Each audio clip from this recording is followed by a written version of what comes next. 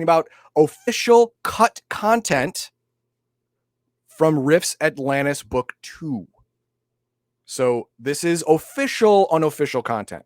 This is official content given to you in the Rifter, which doesn't happen every day. And that's what we're going to get into right now. And please like, subscribe, and share.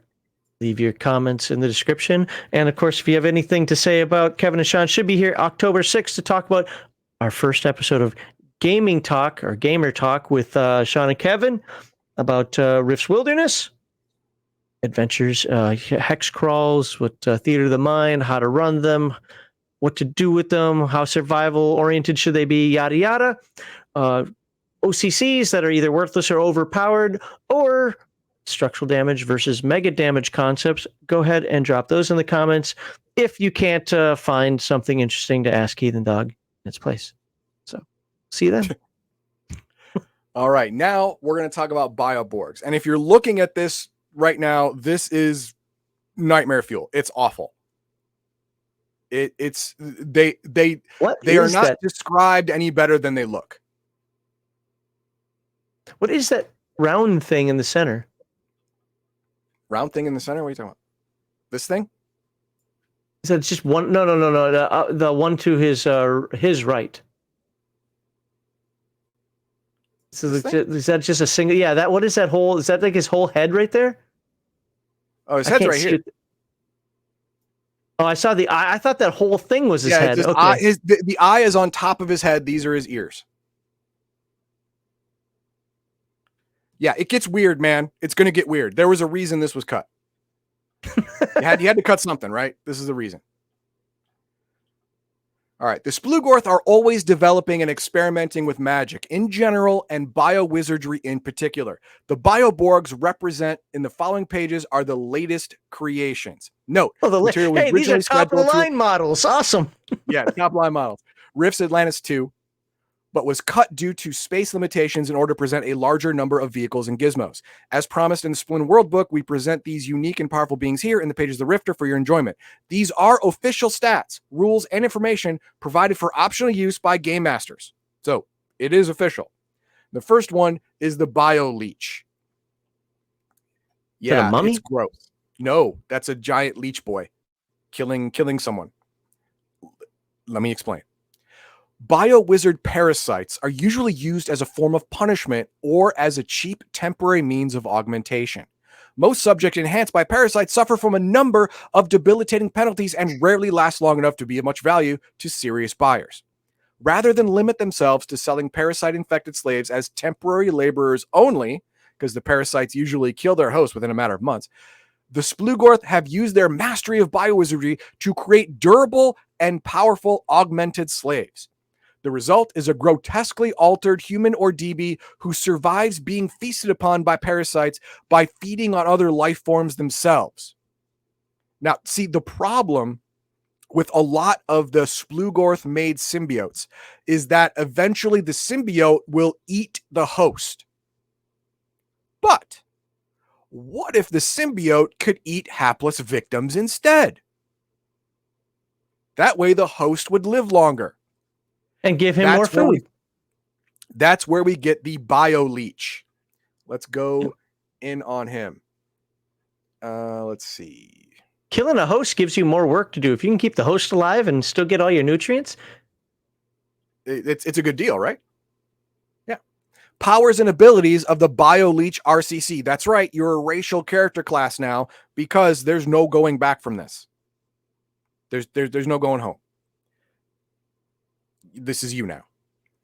Supernatural endurance and bioregeneration. The creation process gives the bioleach incredible endurance and healing abilities. He becomes a mega damage creature with 2d4 times 10 plus 80 MDC. That's quite a bit. Plus 1d6 per level of experience. It's bionic. It's not bio, but it's bio-organic, so it's going to grow with you. If an MDC DB at this base amount, also 1d6 plus the PE attribute if you're already MDC. Furthermore, the character never fatigues and can function normally without sleep for 4 days straight before requiring rest. A little bit of a juicer in you now. You're also given supernatural healing abilities, allows you to heal injuries sustained in combat at a rate of 1 2d6 mega damage per melee round and survive injuries down to negative 50 MDC below. So you can get holes blown in you and still be functional. Are you going to like it? No. You're going to be functional? Yes. Severed limbs and destroyed organs can be fully restored in 2d4 hours. Even brain tissue can be healed, although we cannot regenerate a severed head. So, as a rule of thumb, if it doesn't say the brain cannot be damaged, 90% of the brain can be damaged and it'll grow back. Now, what will that do to your memories? I don't know. That's up to the game master. Enhanced strength and speed, +6 to physical strength, +20 to speed, and your strength is now supernatural. Your jaw muscles and fangs have been augmented to supernatural levels to allow you to feed on mega damage flesh. Bite attacks inflict 2d6 mega damage. That's right. You have to feed, and if only supernatural creatures are around, well, dragons are tasty too. Enhanced senses. Your eyesight is improved to perfect 20/20 and augmented with night vision 100, telescopic vision 2,000 feet, see the invisible, see auras, see all spectrums of light, including infrared and ultraviolet. You even get psionic powers. You effectively become a master psionic. The creature possesses supersonic power of biomanipulation and the lesser powers of deadened senses, empathy, psychic diagnosis, and psychic surgery that helps you in feeding, plus 3 additional lesser powers selected from any category except super or mind bleeder. Needs a 10 or higher to save versus sonic attack because you're considered a master psychic. You get ISP, PPE none. It's all burned out by the symbiote. Limitations. Hang on. First, I got to do the cool stuff. Likewise, any magical effects, powers, or protection provided to a character by spell or other means of magic will suffer from draining touch. In this case, duration and potency, PPE reserve, the MDC of magic force field, armor, whatever, are both reduced by 10% per touch. After 10 touches, magic is completely negated. So if you have a leyline walker there and this bioleach touches him, 10% of his PPE is now gone. If there's a armor of Ithin force field, touch it, 10% of the MDC protection is gone. 10 touches destroys it. But as a drawback, except 10th level or higher spells are not affected. Spells you cast on it are also affected in such a way. In case of techno-wizard items, rune weapons, or other magic weapons or devices, the range, duration, and damage of any magic it may possess or can cast is reduced by 25% when that item is in the hands of a bioleach. If a bioleach is trying to use one of these things, remember, it has ISP. Technically, it can use techno-wizard devices, but the damage, duration, range, whatever, is minus 25% because it is subconsciously and instinctually and without fail draining the power from it. If used against a Psystalker or other PPE vampires, the touch will drain the victim's metabolism with only 2 touches, causing the victim to become famished and probably very angry, or in the case of the Psystalker or vampire, homicidally crazy. Reduce the victim's combat bonuses by 1 point until the hunger has been sated. Oops. Food and sustenance. The constant regeneration of tissue, much of which is consumed by its own parasitic partner, places demands on the bioleach's metabolism that the monster must eat very frequently. A steady diet that consists of human or DB flesh and brain tissue. Humanoids and other intelligent creatures, including dragons and demons, are the bioleach's primary prey. Presumably the Splugorth have enough, slaves to just throw at them. Here, eat this guy. To keep him fed. Program the creature on some level to need this type of food. Well, he needs some kind of flesh. Being deprived of food for a week will cause the abomination to become fatigued, losing 1 attack and -1. Each additional week is an additional -1 to initiative, strike, parry, dodge, plus reduce speed and MDC by 5% for each additional week deprived of sustenance.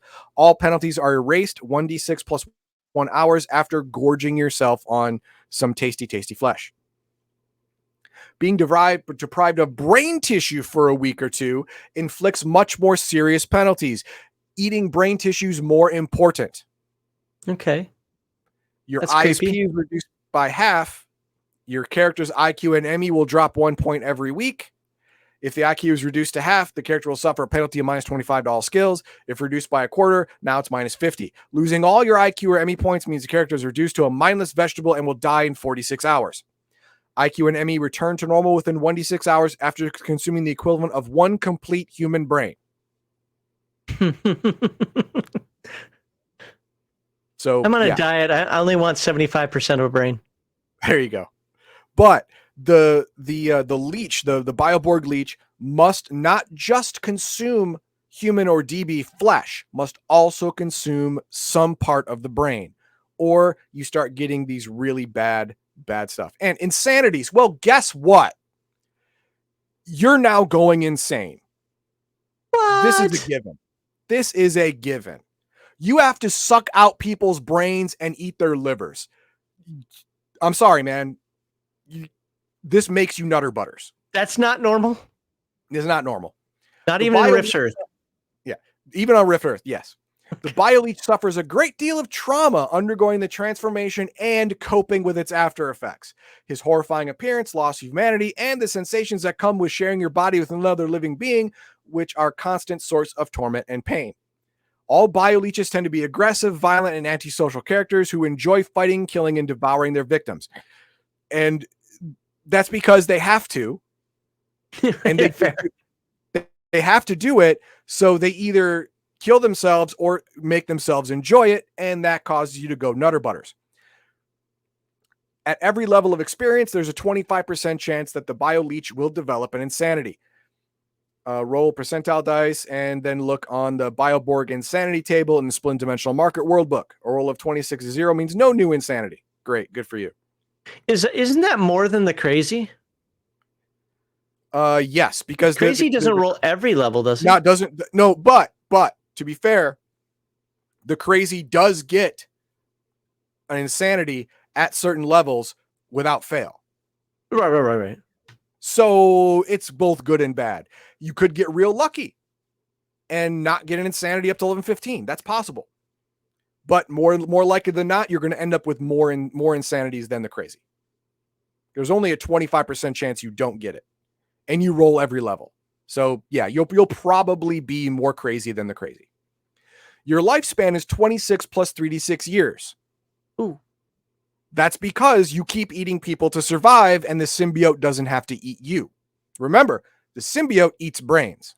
If there's no other brains, the symbiote will eat your brains, and you'll last weeks instead of years. Yeah, so that's an average of 37 years. So if this happens to you when you're 30, you're going on to 67. Okay.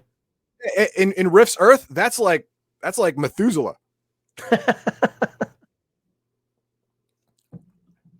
And then we have the Fire Eater. These are the guys that the Splugorth, you know what? We love the idea of breathing fire at people. What about mega damage plasma fire? And hear me out. We will replace the digestive system of our slave to create plasma fire inside their belly, so they can shoot it out their mouth, which we'll also replace with all mega damage stuff, so they don't die from their own, fire spit. Wouldn't that be fun? And the Bio-Wizards went, yeah, that sounds like fun. All the slaves went, no, that doesn't sound like fun at all. But the slaves don't get a vote, so here we are. So what happens to these guys? Poof, poof, fire. Oh God, now I spit fire. But what are their powers? Immunity to fire. Well, no kidding. If you're going to spit fire, you better not be vulnerable to fire. Super Fire Breath. Damage is 4d6 mega damage at level 1, plus an additional 1d6 mega damage gained at each extra level of experience. Damage can be regulated in increments of d6 down to a minimum of 4d6 or up to full damage. Range is 200 feet, plus there's 100 feet per level. Bonus strike is plus3, with an additional +1 at levels 3, 7, and 12. So, if you know Rift's Heroes Unlimited, this is the same as energy projection fire, but stronger, because in the Rifts Unlimited, the superpower, it's 1d6 or 2d6 plus 1d6 per level. This one starts at 46, so it starts off much stronger than the superhero equivalent. Mini fire bursts. Rather than unleash a full fury of his power, the fire eater can spit forth comparatively tiny gouts of fire. These only do 2d6, but have half the range as the regular fire breath attack, and are typically used to punctuate statement or as a warning. Payload: 90 mini fire bursts per one full meal. Remember, you have to eat to create fire. It's kind of like Back to the Fusion, but Back to the Future, Mr. Fusion. You pour garbage in, you get energy out. You pour food in, you get fire out. But you also have to live, which means you got to eat a lot. We're going to get there. We're going to get there during the limitation portion. Are those counted like mini missiles? Yes. But very short range. Very, very short range. Flaming fist. Rather than hurl or spit, you can actually cause your fist to burst into fire. This can only occur when emotions are hot and the character desires to fight, lash out, or destroy. The flaming fist is 3d6 mega damage in addition to whatever normal damage you do. Sure, you can. There you go. Flame aura.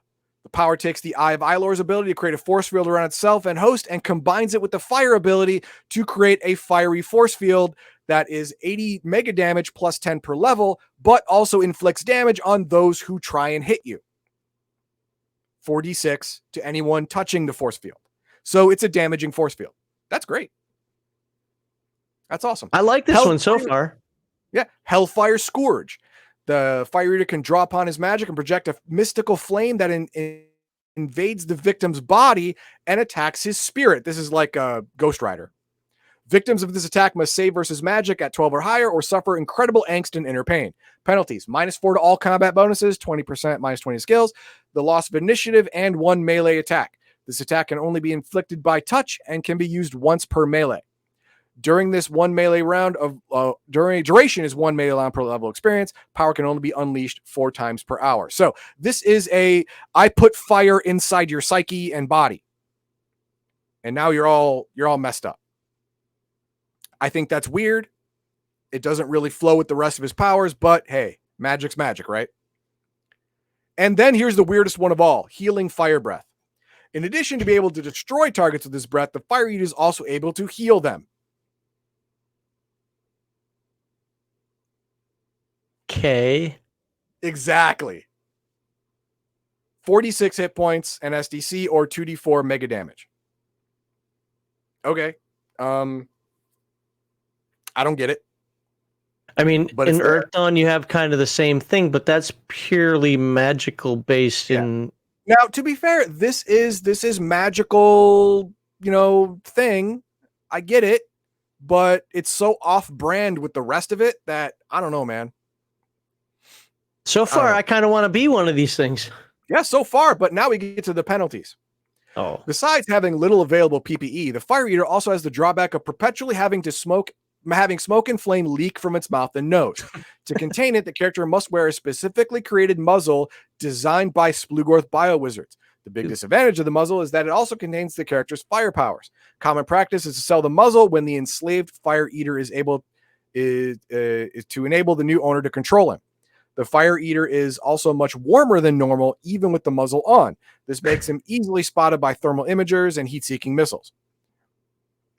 Having an alien creature in place of your digestive system and being transformed into a fire-breathing dynamo is traumatic to most recipients. At level 1, there's a 40% chance you're rolling an insanity. And roll again at levels 4, 8, 12, and 15. So it's not as bad as the leech, definitely, and really not as bad as the crazy. Because you don't get it, there's a chance to get it. There's a chance.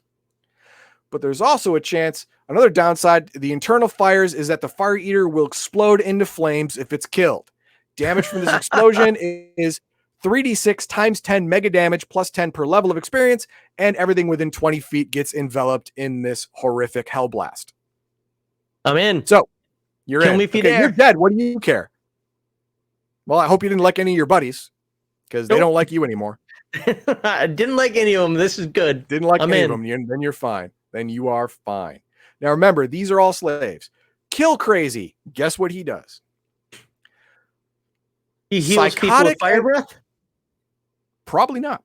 Psychotic and murderous, the Kill Crazy is the Splugor's version of a mentally unbalanced crazy. Think about that statement. Really dig into the words. Mentally unbalanced crazy. Not a regular balanced crazy. Not a Normal, regular everyday sane garden crazy. variety scene one, scene them all crazy. No, Exactly. no. Garden variety crazy, right? Oh, he's fine. He's fine. No, this is a crazy. That's worse, right? Yeah. They are driven to the point to where they want to kill. They are the epitome of murder hobo. If you own a kill crazy Bio-Borg, you throw him at your enemy and run away. That's what you do. You throw him at your enemy and run away, because after he's done killing the enemy, he's going to kill you. Now, what can he do? Super endurance. Base SDC is 46 times 10 plus bonuses for physical skills. Also adds 66 hit points. So basically like a crazy. Super increased, SDC to the point where technically can be considered a minor, very minor MDC creature. Increased strength. Add 2d6 to strength, minimum of 24. Not minimum. Supernatural. Yeah. Increased speed. Add 46 to speed. Okay. Heightened reflexes. Add 1d6 to physical prowess, minimum of 17. Supernatural senses. The Eye of Ilor, which is grafted to the guy's head, that thing, gives him the ability to see magic, invisible auras, night vision, telescopic vision, magnification of 300 powers, magic and psionic powers, sense magic, CPPE. It's really great. Except you're an insane psycho killer. Enhanced healing, 2d6 hit points and 46 SDC after 2d4 minutes. Open wounds are closed, blah, blah, blah, all that good stuff. Psionic powers. Just like a crazy, you get psionic powers. You're considered a major psychic, not a master, a major. The Kill Crazy's main power is the ability to create personal telekinetic body fields. It provides protection against all forms of physical harm for 5 minutes per level experience, but will allow magic, psionic, and gas attacks to pass through unhindered. MDC is 50 plus 10 per level experience and 10 ISP to activate. So you have the psychic version of Armor of Ithin, only it's a little bit weaker. And it costs 10 ISP to use. Other psionics include Telekinetic Leap, Telekinesis Super, and a choice of 3 physical powers at level 1 plus 1 additional power, healing or physical at levels 3, 6, and 12. Your initial ISP is your ME times 3 and 2d4 plus 2 per level. Insanities. Buckle up. Here we go. All Kill Crazies are psychotics who suffer from mild paranoia, aggression, and a lust to hurt and kill. Also, which means they all have that, but also they have these. At level 4, roll once on the Crazy Hero table listed in Rift's RPG. At level 9, you begin to suffer from delusions and schizophrenia. It takes that long? Well, you already have an obsession and you already have deception and a phobia, and you suffer from paranoia, aggression, and lust to kill people. So yeah, good enough. In addition, roll once on the Bio-Borg insanity tables at level 5, 10, and 15. So at level 1, you have 1, 2, 3, 4, 5 insanities. 5. Paranoia, aggression, lust to kill, obsession, and phobia. That's at level 1. Don't let this guy be a player character. Don't do that. Don't do that. Yeah, so far, I mean, the fire one, I can... Yeah. It's like a Bio-Borg version of a burster. Okay, great. But the other two, they're just nightmares. Sim Killer. Wait, what? Swift and Sim Killer. Symbiote. It's a special kind of symbiote that actually went over in Rift's Atlantis. But this is a special one. Swift and silent, strong and rugged, the Sim Killer is the pinnacle of Bio-Wizard technology. He is powerful enough to go toe-to-toe with a tattooed Maxi Man and therefore is a potent warrior. As with the Splugoth conservatives, power lords, and slavers, Bio-Wizard transmutation takes the potential Sim Killer and transform him from a mere mortal to a supernatural powerhouse. Myriad types of bio-wizard transmutations, additional appendages, symbiotic unions, and grueling training regimen all serve to create a near-invincible living weapon. The potential sim killer is usually selected from the Splugor's vast stable of tame, domesticated slaves and captured children who are young enough that they can be molded into loyal slaves and servants. These manageable human, ogre, and DB candidates for sim killer conversion are put through a set of rigorous tests to see if they're able to withstand the physical and mental stress that accompanies a transformation. If they're not, then they're killed and they start again with more folk. Succeed or die. Yeah. Powers and abilities of the sim killer. MDC transformation. You are transformed to an MDC creature with 4d4 times 10 plus 60 MDC. The character is Elam Symbiote, which is attached to the back of the neck, has an additional 1d6 times 10 MDC of its own. It's hard to hit, but the symbiotes on this thing can be specifically targeted. This is not a character with one symbiote. This is a character from between 2 and 4, maybe even 5 symbiotes. All of them do a special thing. All of them are grafted together in a way to where they work with each other instead of against each other, which creates this sim killer Bio-Borg. Supernatural strength. You have a PS of 40 plus 1d6. That's a lot. That is a lot. That's a lot of damage. Supernatural. I don't think FlexTape is going to fix that. There's special rules once it's above 30 or 40, right? Yes. Yes, there's special rules. There's not only a supernatural damage table, but when you get above 30, it gets weird. Enhance endurance and resistance. You heal at a rate of 4d6 per hour, 46 MDC per hour. Your endurance, your PE is raised to 21 if it's not 21 already. You never suffer from fatigue and require only 2 hours of sleep per night. Increase speed and agility. Your PP attribute is 16 plus 1d6 and double your speed attribute, approaching the level of a juicer. Remember, a juicer's minimum PP is 19. So you're approaching the level of a juicer, but you do not get the auto dodge. You're not that good. Electromagnetic field and discharge. The Elam symbiote, the one on the back of the neck, taps into and feeds upon the character's natural electromagnetic field and provides him with mega damage, protection, and offensive capabilities. 12 times a day for periods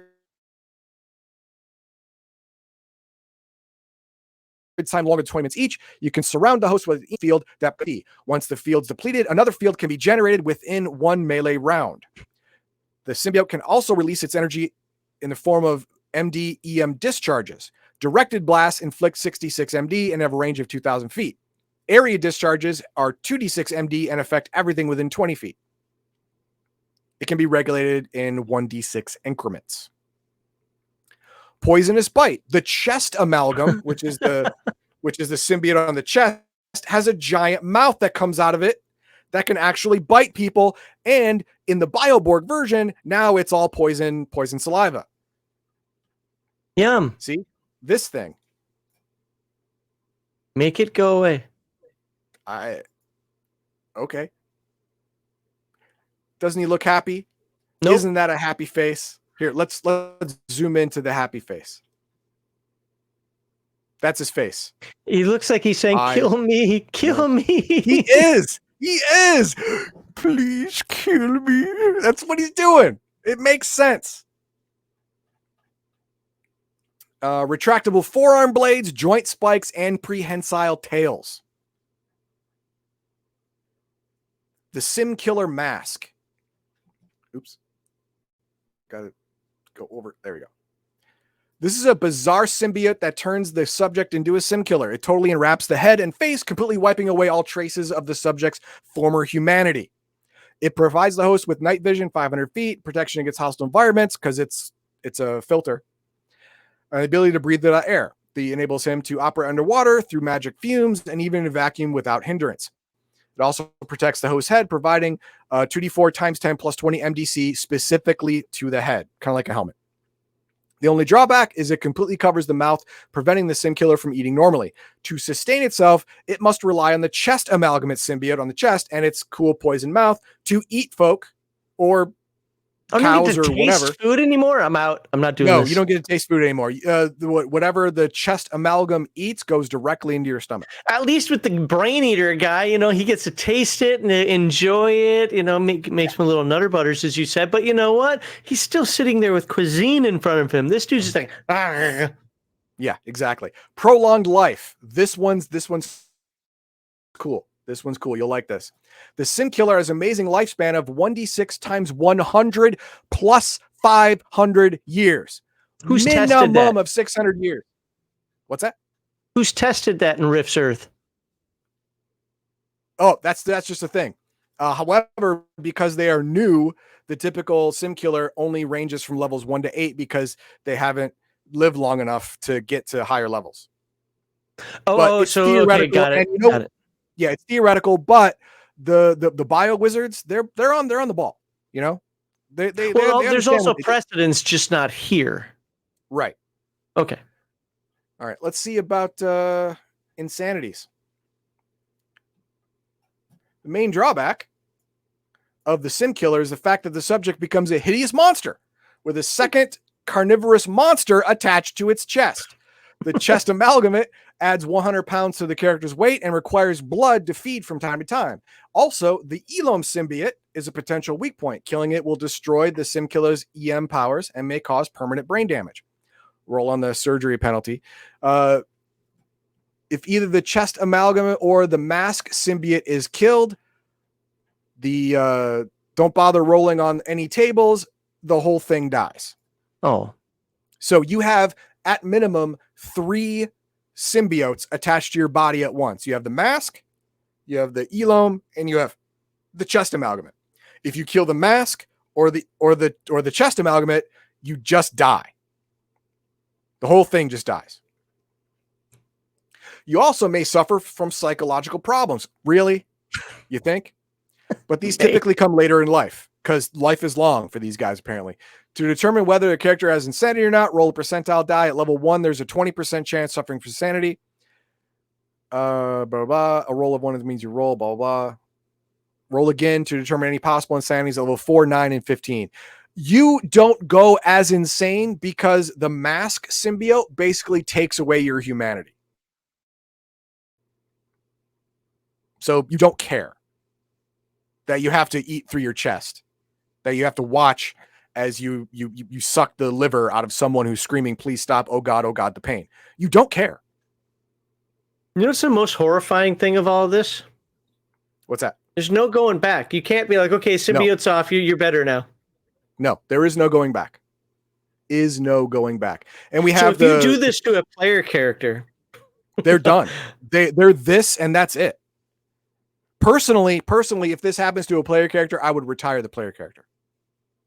Because playing any of these, except maybe for the Fire Eater, is all but impossible. Especially if your group is laden with scrupulous and principled people. Yeah. At least 2 of them have to be evil. Yeah. Yeah. This is not going to work out at all. So yeah, then we have the all of the tables and stuff like that.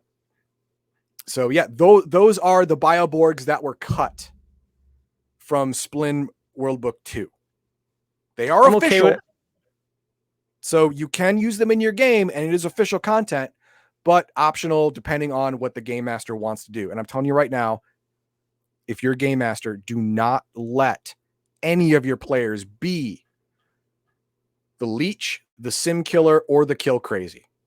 Yeah. None of them are conducive to a party of anything resembling non-evil characters. Just doesn't work. All right. What do we have for starred content? Okay. Oh, well, Kevin. Oh, wait, already asked. I'm sorry. The people who complain about Coalition being Nazis have never read second half of World Book 2 Atlantis. Coalition is woefully underpowered against them. Yes. And Splugorth, the Splugorth Empire spans several dimensions and several parts of galaxies within each of those dimensions. The Earth, all of the powers of Earth combined, could not withstand an actual determined response by the Splugorth Empire. They would fall in a day. Also, the people who whine about the Nazi stuff, they're the same type of people who be like, you can't even representing them as evil people is, giving them power or some nonsense like that, whatever. So who cares what they have to say? And then evil GM captures PCs and makes them into monsters for his own amusement. Yeah, well, hey, you know what? It'll be funny for the game master, but that's a way to lose people at your table. People just walk away at that point. Wait. You turned my character that I spent months becoming, playing and having fun with, you turned him into a slime monster and now you're giggling in my face? Bye. I would have no issues having that happen to my character if it happened through the course of events of my own idiocy and a few bad die rolls. I do believe that bad die rolls can have consequences. Just not one single bad die roll. This happens, but through this is a cavalcade of failures. Yes, that's what this is. This is all the failures that you've done led to this. You had several outs, and you chose the wrong way each time. Then you become a bioleach. That's what happens. Yeah. One mistake does not turn you into a sim killer. Sorry. And that's all I had starred. Okay, that's great. So it's always the next segment we're gonna go over the new city in Riffs, Arizona, Arsno, and we're going to talk about its population, its purpose, what it does, what it can do, what it's up against. So it's an extra setting in your campaign that is New West adjacent, but doesn't have to use the New West rules, which I like. And also a reminder for folks that this upcoming Sunday we'll have Kevin and Sean on for our first of Gamer Talk with Sean and Kevin.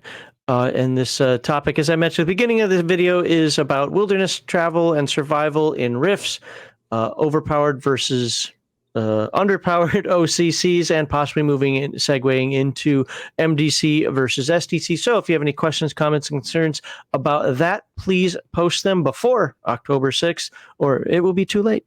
But Sunday.